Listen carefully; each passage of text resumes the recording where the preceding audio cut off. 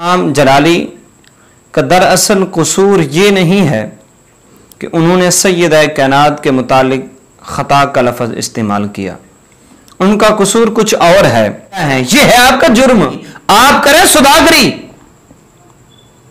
आप करें सौदेबाजी, तो आपके खिलाफ कोई नहीं बोलेगा। आज सोशल मीडिया इस्तेमाल करने का थोड़ा सा वक़्त मिला तो सोशल मीडिया पर मुझे एक बहस छिड़ी हुई मिली क़ायद अहले सुन्नत शेखुल इस्लाम डॉक्टर मोहम्मद अशरफ आसिफ जलाली दामत बरकातुहुल आलिया के ख़िलाफ़ कि उन्होंने सैयदा कायनात की गुस्ताखी कर दी है। तो मैंने वो मुकम्मल क्लिप तलाश किया तो वो मुझे मिल गया उनके अपने ही चैनल पर। तो मुकम्मल जब मैंने सुना तो मुझे सूरत हाल बिल्कुल उसके बरक्स मिली। फिर मैंने व्हाट्सएप वगैरह ऑन किया तो उस पर मुझे कुछ दोस्तों के भेजे हुए कुछ मुफ्तियान किराम के क्लिप्स भी मिले। तो मुझे उनके क्लिप सुनकर भी बहुत ही हैरत हुई कि एक शख्स अपने आप को मुफ्ती कहे और बात वो सुनी सुनाई, क्लिप पूरा भी ना सुने, किसी का बात पूरी भी ना सुने, और जिस किताब की बात हो रही हो उस किताब को भी पढ़ने की जहमत न करे, और फिर ऐसे ही शुरू हो जाए किसी के खिलाफ फतवे लगाने गुस्ताखी के। तो मुझे सुनकर बड़ी हैरत हुई और बहुत ही अफसोस भी हुआ। तो मैंने गौर व फिक्र किया कि आखिर ऐसा क्यों हो रहा है। तो जिस नतीजे पर मैं पहुंचा हूं वो आपके सामने रखने लगा हूं कि इमाम जलाली का दरअसल कसूर ये नहीं है कि उन्होंने सैयदा कायनात के मुतालिक ख़ता का लफ्ज़ इस्तेमाल किया, उनका कसूर कुछ और है। और जो लोग सुन रहे हैं उन लोगों की बातें और तहरीरें पढ़ रहे हैं वो भी यही समझ रहे हैं कि भी इमाम जलाली ने जो है वो सैयदा कायनात के ख़िलाफ़ चूँकि ख़ता का लफ्ज़ इस्तेमाल किया है तो इस वजह से। दर हकीकत वो लोग जो उनके ख़िलाफ़ बोल रहे हैं उन्हें अंदर दर्द कुछ और है, तकलीफ़ कुछ और है। उसका मैं आगे बयान करने लगा हूं कि उन्हें क्या तकलीफ़ है और इमाम जलाली का दर हकीकत जुर्म क्या है। ये तो ख़ता बता रहे हैं ना कि इमाम जलाली का यही जुर्म है कि उन्होंने सैयदा कायनात के ख़िलाफ़ जो है वो ख़ता का लफ्ज़ बोल दिया। दर हकीकत ये जुर्म नहीं इमाम जलाली का, जलाली साहब का जुर्म कुछ और है। वो क्या जुर्म है वो भी मैं बयान करूंगा कि उनका दर हकीकत जुर्म क्या है। किबला डॉक्टर साहब ने जो है वो एक क्लिप के अंदर पीर मेहर अली शाह साहब रहमतुल्लाह ताला अलैह की तहरीर पढ़ी और उसका फिर खुलासा बयान करते हुए आपने ये जुमला बोला सैयदा के लिए कि मसला बाग फिदक पर जो है वो सैयदा जब सैयदना सिद्दीक़ अकबर के पास विरासत लेने के लिए गई, बाग का मुतालबा कर रही थी, तो उस वक़्त जो सैयदा हैं वो ख़ता पर थीं। तो जब सैयदना सिद्दीक़ अकबर ने हदीस मुबारक बयान की, बताई, सुनाई, तो सैयदा ने जो है उसे तस्लीम किया, सरखम तस्लीम करते हुए वापस तशरीफ़ ले गई। ये मसला उन्होंने बयान किया और किबला पीर मीर अली शाह साहब रहमतुल्लाह ताला अलैह की किताब से ही पेश किया, इबारत पढ़ के फिर उसका खुलासा बयान किया उन्होंने। तो इस पर कुछ लोग बड़ा वावेला कर रहे हैं। तो मेरी उन सब अहबाब से जो है वो ये गुजारिश है कि अगर सैयदा कायनात के मुतालिक ये जुमला बोलना कि वो ख़ता पर थी, लफ्ज़ ख़ता उनके लिए इस्तेमाल करना अगर गुस्ताखी है तो मुझे बताया जाए हज़रत आदम अलैहिस्सलाम के मुतालिक जब ये लफ्ज़ इस्तेमाल किया जाता है, सैयदा मासूम नहीं, अंबिया मासूम हैं, लेकिन जन्नत के अंदर जो हज़रत आदम अलैहिस्सलाम के साथ जो मामला पेश है और जिसकी वजह से वो ज़मीन पर तशरीफ़ लाए, वो दरख्त का फल उन्होंने खाया, तो मुझे बताया जब हज़रत आदम अलैहिस्सलाम के लिए लफ्ज़ ख़ता इस्तेमाल किया जाता है वहाँ गुस्ताखी क्यों नहीं बनती? कहाँ हज़रत आदम का मकाम और कहाँ सैयदा का मकाम? सैयदा का मकाम वरा और वरा है, लेकिन नबी से तो कम है ना, हज़रत आदम अलैहिस्सलाम से तो कम दर्जे में है ना, कम मकाम और मर्तबे में है। और फिर यही लफ्ज़ ख़ता जब सहाबी रसूल सैयदना अमीर मुआविया रज़ियल्लाहु ताला अन्हु के लिए बोला जाता है وہاں جو ہے یہ گستاخی کیوں نہیں بنتی؟ وہ تو صحابی رسول ہے نا. جب یہی جملہ معاملات حضرت مولا علی اور سید عائشہ کے درمیان جو معاملات ہوئے وہاں پر جب یہ جملہ بولا جاتا ہے وہاں گستاخی کیوں نہیں کہی جاتی کہ یہ تو گستاخی ہو گئی؟ وہاں کیوں نہیں ہوتی؟ اس لیے کہ وہاں ان کے من کی آگ ٹھنڈی ہو رہی ہوتی ہے. یہ جو لا علم مفتیان کرام اس وقت بول رہے ہیں، میں پوچھتا ہوں اس وقت یہ خاموش کیوں تھے جس وقت بول ٹی وی پر سیدنا صدیق اکبر کے خلاف بات ہو رہی تھی؟ اب تک ٹی وی پر اس وقت یہ خاموش کیوں تھے جس وقت سیدنا امیر معاویہ کے خلاف بک بک ہو رہی تھی؟ اس وقت خاموش. اور یہ جو اب مفتیان کرام آئے ہوئے ہیں، میں پوچھتا ہوں اس وقت آپ لوگ کہاں تھے؟ کتنے دلائل دیا آپ نے؟ وہ کراچی والے مفتی صاحب ہو یا یہ پنڈی والے، ان دونوں نے کلپ بھی پورا نہیں سنا. میں نے پنڈی والے کا کلپ تو سنا، کہتا ہے میرے خیال میں وہ مسئلہ باغ فتح پر جو ہے وہ بات کر رہے تھے. تو اس کے اس لفظوں سے یہ صاف واضح کہ انہوں نے جلالی صاحب کا کلپ پورا سنا ہی نہیں ہے اور ایسے بیٹھ گئے ہیں کلپ ریکارڈ کرانے. کہ مفتی کا یہی کام ہوتا ہے؟ تو امام جلالی کا قصور یہ نہیں کہ انہوں نے سیدہ کو خطا پر کہا، اس کا جرم کچھ اور ہے. انہوں نے تو میرے علی شاہ صاحب کی کتاب پڑھ کر اسے بتائی ہے نا، بس اس کا خلاصہ بیان کیا. اور یہ کہا جاتا ہے، کچھ لوگ یہ کہہ رہے ہیں جی کہ پیر میر علی شاہ صاحب نے تو یہ لفظ لکھے ہیں کہ خطا کا امکان ہے. انہوں نے تو یہ لفظ، انہوں نے یہ تو نہیں کہا کہ وہ خطا پر تھی، انہوں نے تو یہ کہا کہ جو اہل بیت سے بھی خطا ہو سکتی ہے، ممکن ہے. تو لہٰذا انہوں نے تو گستاخی نہیں کی تو انہوں نے گستاخی کر دی. تو مجھے ایک بات بتائیں، دیوبند کے عالم عبدالرشید گنگوہی پر جو کفر کا فتویٰ ہے وہ کس وجہ سے ہے؟ عبدالرشید گنگوہی نے بھی تو اللہ تبارک و تعالیٰ کے متعلق یہی کہا نا، یہی لکھا ہے نا کہ کذب باری تعالیٰ داخل قدرت ہے، کہ ممکن ہے. اس نے بھی ممکن کہا کہ قدرت میں یہ داخل ہے، لیکن اللہ تعالیٰ جھوٹ بولتا نہیں، صرف داخل ہے. جس طرح یہ ہاں ممکن ہے، وہی بات تھی نا سیم. تو اعلیٰ حضرت نے اور سعودی عرب کے اس وقت کے حجاز مقدس کے مفتیان کرام نے کفر کا فتویٰ کیوں لگایا؟ اگر ممکن کہنے سے گستاخی نہیں بنتی تو وہاں پھر کیوں لگایا کفر کا فتویٰ؟ تو پتہ چلا کہ ممکن کہنے سے بھی گستاخی بنتی اگر ممکن نہ ہو تو. وہ رب کی شان ہے کہ وہاں ممکن ہی نہیں، داخل ہی نہیں، اور یہاں ممکن ہے. اہل بیت معصوم نہیں ہے، خطا ممکن ہے. تو اس وجہ سے جب پیر میرے علی شاہ صاحب گستاخ نہیں ہیں تو جلالی صاحب بھی گستاخ نہیں ہیں. اور اصل درد کیا ہے انہیں؟ اصل درد سیدنا صدیق اکبر کا انہیں، کہ ان کی شان کیوں بیان ہو رہی ہے. یہی وجہ ہے نا، جب ٹی وی کے اوپر سیدنا صدیق اکبر کے خلاف بات کی گئی تو نہ تو یہ پنڈی والا مفتی بولا، نہ وہ کراچی والا مفتی بولا، اور نہ یہ گولڑا والے بولے، اور نہ وہ جو اب بیٹھے ہے وہ انڈیا کے اندر، نہ وہ بولا، نہ وہ یو کے کا شاہد بولا. کتنا دلال دیا ان لوگوں نے، خاموش رہے. کیوں؟ سیدنا صدیق اکبر کے خلاف جو بات ہوئی تھی اور ان کا من ٹھنڈا ہو رہا تھا، ان کے دلوں میں بغض صدیق تھا، اس وجہ سے یہ خاموش رہے کہ ٹھیک ہے. اور جلالی نے اس وقت بھی سیدنا صدیق اکبر کا دفاع کیا، اہل بیت کا دفاع کیا. انہیں جو تکلیف ہو رہی وہ یہ ہو رہی ہے کہ شان صدیق کیوں بیان ہو رہی ہے، صدیق اکبر کا مقام اور مرتبہ کیوں بیان ہو رہا ہے.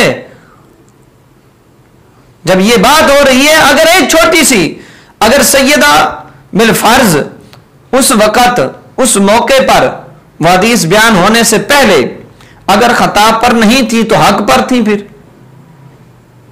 جب وہ حق پر تھی تو پھر سیدنا صدیق اکبر نے کیوں نہ دیا باغ فتح کو نے؟ تو پھر وہ خطا پر ہوئے نا، انہوں نہ دی، پھر انہوں نے غلطی کی، اور یہی تو شیعہ حضرات کہتے ہیں، اور یہ انہی کی ہاں میں ہاں ملا رہے ہیں۔ اور دراصل بات یہ ہے، یہ اب کیوں بول رہے ہیں؟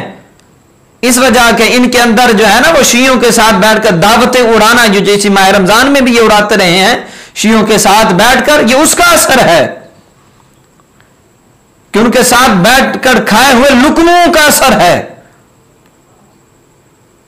اور جلالی صاحب، آپ کا قصور یہ نہیں کہ آپ نے سیدہ کے لیے جو لفظ خطا کا استعمال کیا اور پھر میرا علی شاہ صاحب کی اس تحریر کا خلاصہ بیان کرتے ہوئے، یہ آپ کا قصور نہیں۔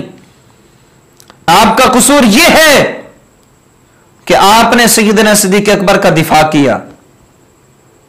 جس وقت سیدنا صدیق اکبر کو غاصب کہا جا رہا تھا، آپ نے شیعوں کو لگام ڈالی، یہ آپ کا قصور ہے۔ آپ نے مسئلہ باغ فتح پر درجنوں گھنٹے آپ نے گفتگو کی اور شان صحابہ پر پہرا دیا، یہ آپ کا قصور ہے۔ جس وقت توحید پر حملہ ہوا، آپ نے اس وقت توحید کا دفاع کیا، یہ آپ کا قصور ہے۔ جس وقت شان صحابہ پر حملہ ہوا، آپ نے اس کا دفاع کیا، یہ آپ کا قصور ہے، یہ آپ کا جرم ہے۔ جس وقت شان رسول پر حملہ ہوا، اس وقت آپ نے اس کا دفاع کیا، یہ آپ کا جرم ہے۔ جس موقع پر بھی اہل سنت کے عقائد و نظریات پر حملے ہوئے، آپ نے آگے بڑھ کر اس کا دفاع کیا، اہل سنت کے عقائد و نظریات پر پہرا دیا، اپنی نیند حرام کر کے، صحت کا خیال نہ رکھتے ہوئے، ہر مصیبت اور ہر پریشانی کو بالائے طاق رکھتے ہوئے آپ نے مسلک کا دفاع کیا ہر موقع پر۔ یہ ہے آپ کا جرم کہ آپ نے شیعوں کی ہاں میں ہاں نہیں ملائی، آپ نے اعلی حضرت اور مسلک اہل سنت کو ڈنکے کی چوٹ پر بیان کیا، یہ ہے آپ کا قصور۔ آپ اعلی حضرت کے مسلک کا، مسلک اہل سنت و جماعت کا دفاع کر رہے ہیں، جب بھی مسلک پر آنچ آنے لگی اور حملہ ہوا، آپ نے آگے بڑھ کر اس کا دفاع کیا، دشمنوں کو ناکو چنے چبوائے، یہ ہے آپ کا جرم۔ یہ لوگ اس لیے آپ کے خلاف بول رہے ہیں کہ آپ ہر موقع پر اہل سنت کا دفاع کرنے چل پڑتے ہیں۔ جب بھی اہل سنت پر حملہ ہو، یہ جلالی آگے آ جاتا ہے۔ جب بھی اہل سنت، جب بھی ہم کسی عقائد و نظریات پر حملہ کریں تو یہ جلالی آگے دلائل کے انبار لگا دیتا ہے۔ یہ انہیں تکلیف ہے آپ سے، اور کوئی تکلیف نہیں۔ اور میں ان سے بھی کہتا ہوں، مجھے بتائیں نا کس موقع پر انہوں نے مسلک کے لیے کام کیا۔ اگر وہ بندہ کر رہا ہے یار، وہ اگر مسلک کا دفاع کر رہا ہے، مسلک کے لیے سب کچھ اپنا قربان کیے ہوئے ہے، تو یار تمہیں کیا تکلیف ہے؟ تم خود بھی نہیں کرتے، کسی اور کو بھی نہیں کرنے دیتے، تو مجھے بتائیں نا، اگر سیدہ اس وقت خطا پر نہیں تھی، حق پر تھی، تو پھر سیدنا صدیق اکبر نے بھاگنے کیوں نہیں دیا؟ پھر تو سیدنا صدیق اکبر پر آنچ آتی ہے۔ اور یہی چاہتے ہیں یہ جو نام نہاد مفتی، یہ پنڈی والا ہو، وہ کراچی والا ہو، وہ گولڑے والا ہو۔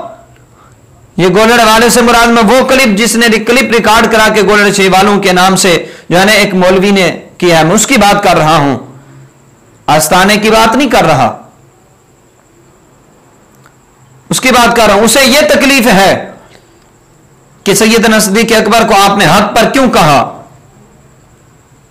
یہ تکلیف ہے انہیں۔ دراصل مسائل یہ ہیں انہیں، اور آپ کا یہ جرم ہے کہ آپ نے ہر موقع پر مسلک کے لیے آگے بڑھ کر جو ہے نا وہ اس کا دفاع کیا ہے، مسلک کے لیے کام کیا ہے۔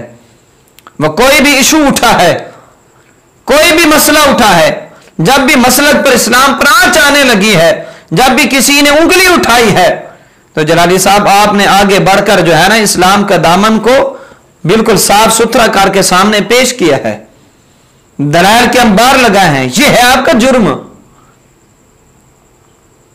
اور اس چیز کی انہیں تکلیف ہے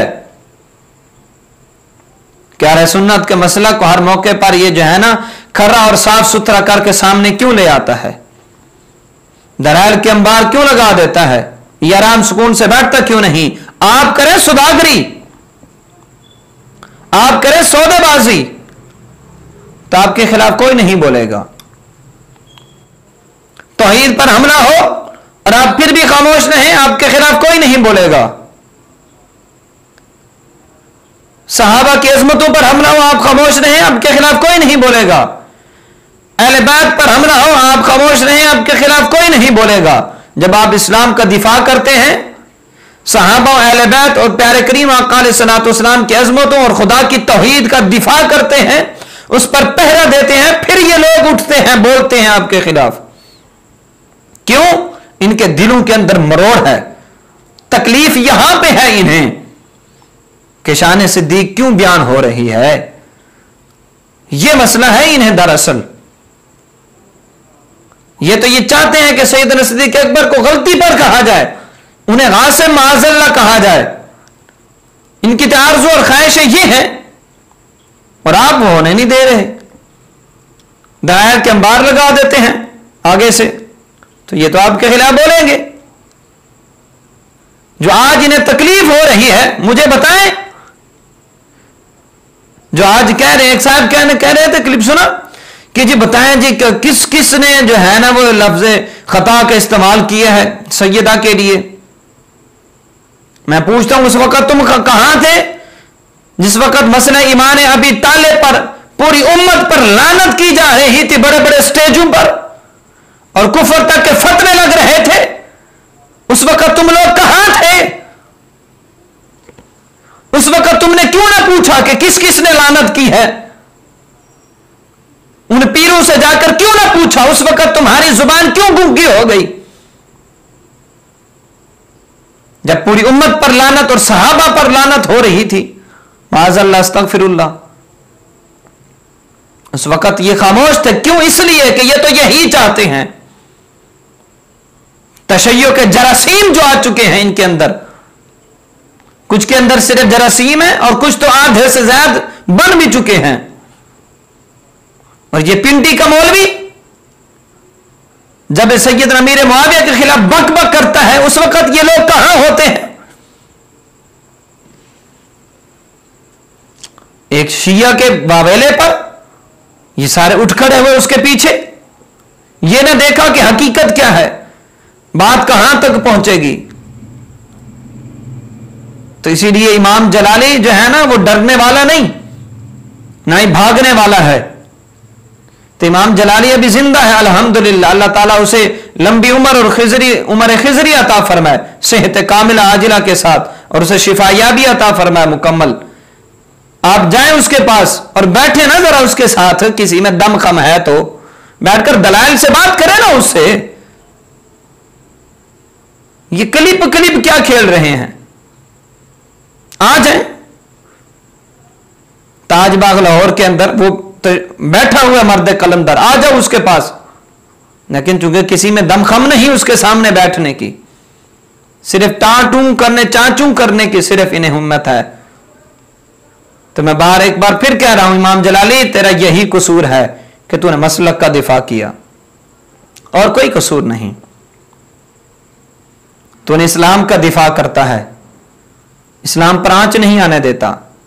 جو بھی اس پر حملہ کرنے کی کوشش کرتا ہے تو سامنے آگے کھڑ کر صف اول کے اندر اور سب سے آگے بڑھ کر تو اسے لگام ڈال لیتا ہے. یہ تیرا قصور ہے, اور یہ بھی مجھے بھی معلوم ہے, یہ جرم تو کرتا رہے گا اور لوگ تیرے خلاف بولتے رہیں گے. اور کسی نے کہا نا کہ کتے بھونکتے رہتے ہیں اور چلنے والے چلتے رہتے ہیں, تو یہ لوگ بھونکتے رہیں گے. آپ اسی طرح اسلام کا دفاع کرتے رہیے. یہ شاکان مصطفیٰ اور دین کی غیرت رکھنے والے لوگ آپ کے ساتھ ہیں.